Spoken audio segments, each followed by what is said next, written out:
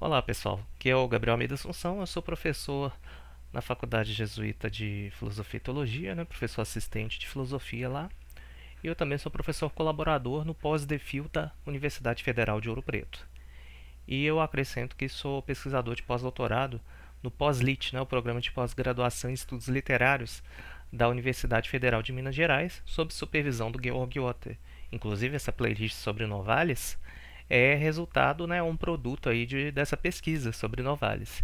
Eu havia feito uma série de vídeos, mas eu resolvi acrescentar um outro sobre a questão religiosa em Novalis, não tanto a questão de Deus, do panenteísmo, pois isso já está em outros vídeos, mas um foco na questão da experiência religiosa em si, uma espécie de filosofia da religião em Novalis.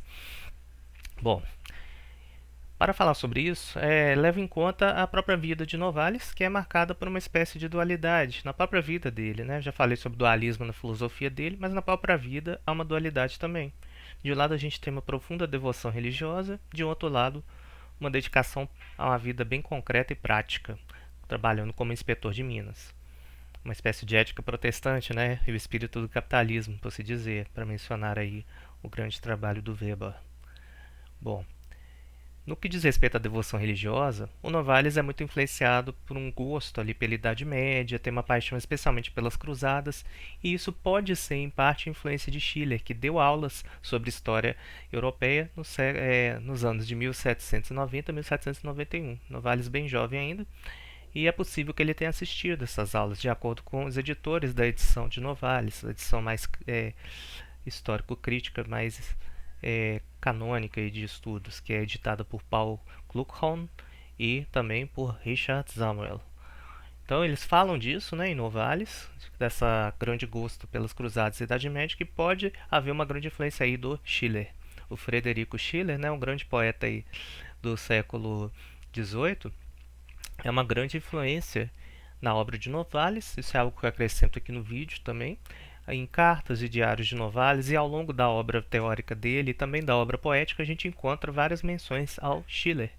A ideia de beleza moral, o embate crítico com Kant, a relação entre beleza e verdade e beleza e bem, uma possível relação com a teosofia, tudo isso é influência do Schiller. Também a questão da ideia de Bildung, um termo que pode ser traduzido por formação, por cultivo também, uma ideia mais orgânica.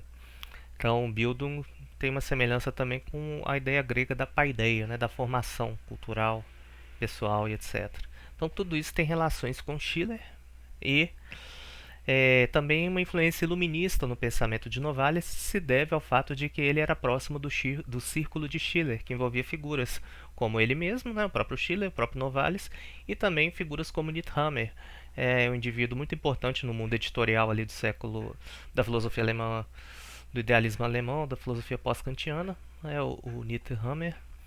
Então o Schiller tinha essa proximidade com o iluminismo, algo que eu não havia notado tanto, em Novalis, melhor dizendo, não havia notado tanto essa proximidade com o iluminismo, exceto uma influências de Kant, mas essa influência iluminista em Novalis é maior do que eu atribuía geralmente, e textos iniciais dele permitem compreender isso melhor.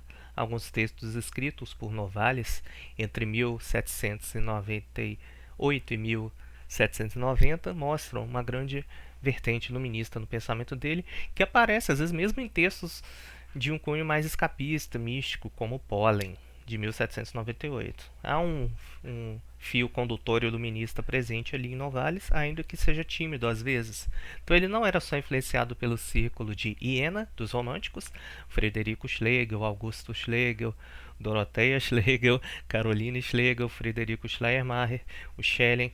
Então todos esses românticos, são sem dúvida, interlocutores importantíssimos de Schelling, os românticos e as românticas, e mas o círculo de Schiller é muito importante também. Então a gente vê aí essa dualidade também, iluminismo e romantismo, e retomando a dualidade inicial que eu mencionei, devoção religiosa e vida prática. Então nós temos esse aspecto da devoção religiosa, mas a parte da vida prática é muito interessante também, porque o Novalis ele trabalhou inspecionando minas de bronze em Leipzig, é uma cidade até importante no surgimento da psicologia, enquanto ciência, Leipzig, e também trabalhou como inspetor nas minas de sal, nas salinas, em Weissenfels.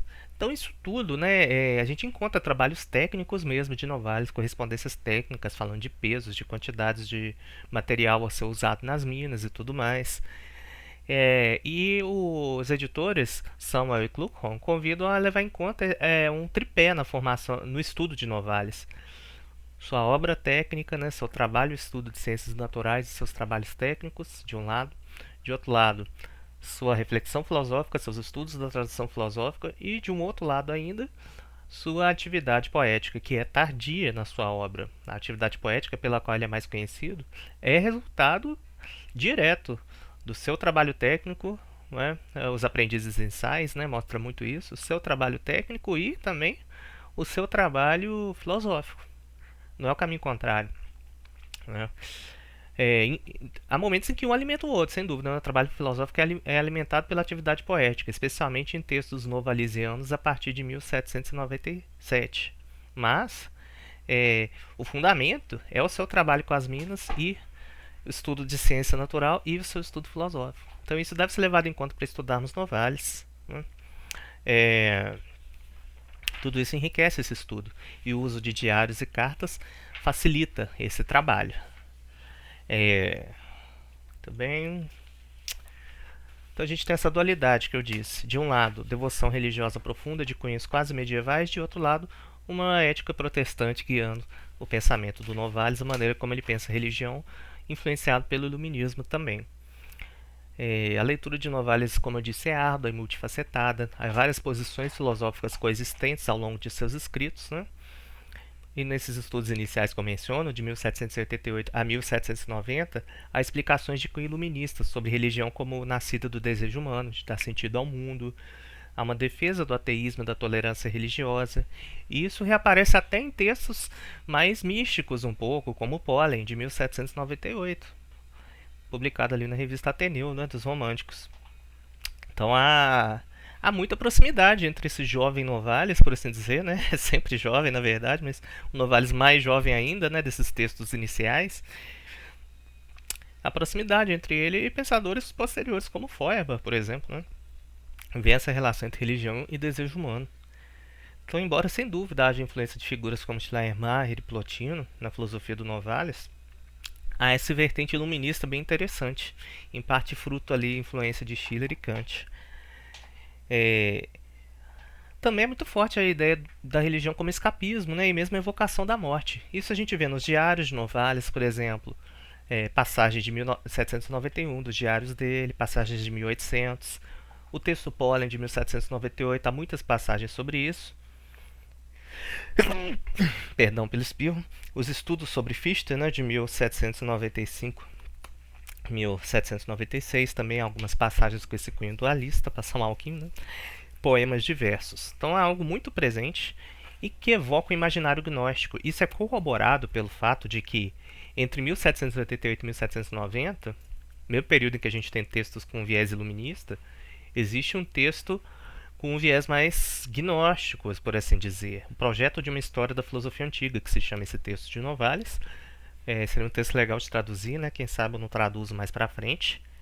Em que Novalis fala que a filosofia antiga se divide entre filosofia oriental e filosofia ocidental. Filosofia ocidental ele não desenvolve muito, menciona que é resultado dos pré-socráticos, nada que a gente não encontre mais detalhado em manuais de filosofia. Sobre a filosofia oriental, no entanto, é algo interessante que ele fala, que ela se divide, né? Ela, melhor dizendo, se origina do zoroastrismo e de sua filha, o gnosticismo. Ele usa a palavra torta, né? A filha, no original. O gnosticismo seria um derivado dessa religião mais antiga, o zoroastrismo, uma religião profundamente dualista. Né? Schelling vê essa religião como a origem do dualismo, uma vez que ela trabalha com a ideia de duas divindades centrais. Há vários deuses no zoroastrismo, mas dois deuses centrais. O Ahura Mazda, que é o deus da luz, e Ahriman, o deus das trevas. Eles estão em conflito, né? Em vários momentos da história da humanidade, do mundo, não só da humanidade, em vários momentos da história do mundo, Ahura Mazda e Ahriman estão em conflito. Há momentos de paz também entre essas divindades. Já o gnosticismo surge nos primeiros séculos da era cristã e é uma mescla de elementos cristãos com elementos platônicos, com alguns elementos inclusive antissemitas também, né? Um lado complicado do gnosticismo. Novalis fala que o gnosticismo e o zoroastrismo trazem especulação profunda sobre a natureza divina, origem do mal e efeitos dos espíritos. A citação direta de Novalis, página 14 do volume 4 das obras dele. Desculpa, do volume 2, Obras Filosóficas 1, página 14 do volume 2. Então essa ideia do dualismo é muito forte em Novalis, é uma herança sem dúvida do pensamento gnóstico. Sobre isso vocês podem conferir a obra do Hans Jonas, né, sobre gnosticismo, as obras dele sobre gnosticismo, alguns artigos traduzidos para o português, inclusive também, em coletâneas ali do Hans Jonas.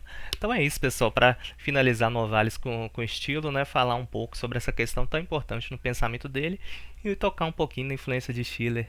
Muito obrigado e até a próxima.